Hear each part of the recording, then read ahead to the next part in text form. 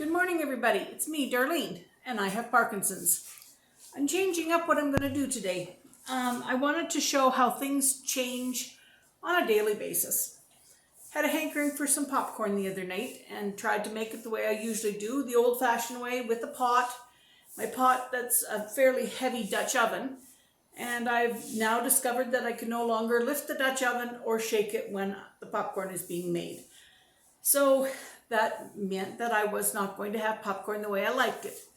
Well, you know me, I'm a bit stubborn and decided, well, I have to find a solution around that. So this is a new product that, for me, new, probably been around for a long time, but it's new to me.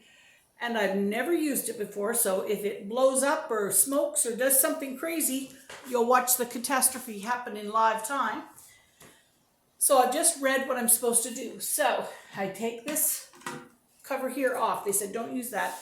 If you want to have melted butter, you can put it on the top and let it drip through. But the people that I read the reviews from said that if you do that, it gets harder to clean. But if you don't do that and just melt your butter the regular way, that it's much easier to clean. So that's what I'm going to do. So the problem for me is I can't shake the pot because it's too heavy. So this one comes, oops, a little bit of dust there. Okay, this one has like this little stick thing here that's supposed to do its own stirring. So they said put in a tablespoon of coconut oil.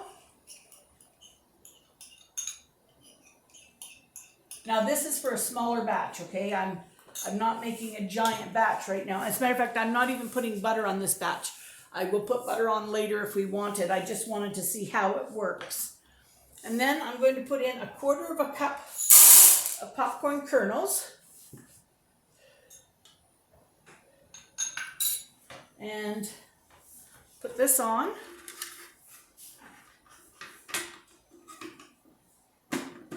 And turn the button on. Look at this. Can you see that? That is, it's just stirring it around. Now, as that oil melts, those kernels are all going to go down onto the ground, I'm sure. So it says it takes about 4 minutes or so to pop. So we're going to let that do that. I'll maybe tell a story or something while we're doing that. Isn't that interesting, Bill? Look, You can see now as that melts. Now it should have maybe a little taste of coconut because it's coconut oil. I'm not sure. But anyway, we'll see when it pops. So I'm going to tell a story about my granddaughter. And this was when she was very young, and my daughter had a clock, and it had bird noises or bird sounds or whistles or whatever on every hour. And so when it came, there were different noises for each hour, so we kind of got to know what noises were for what hour. We didn't realize that Ivy was picking up on that as well, and her bedtime was 8 o'clock. And when the 8 o'clock birds came one night, she says, "Oh, that's the bedtime birds." And she up and went to her bed. And we went, she is in tune to what birds it is. So every night at 8 o'clock, the bedtime birds went, and she went. Well, one night she was especially cranky, and we had decided that she needed maybe a little more sleep. So we wanted to, it's going very slowly, I hope that's okay. So we wanted to see if we could change the clock and fool her with it. So we took the hands of the clock, it was 7 o'clock, and we advanced it so that 8 o'clock birds rang at 7 o'clock.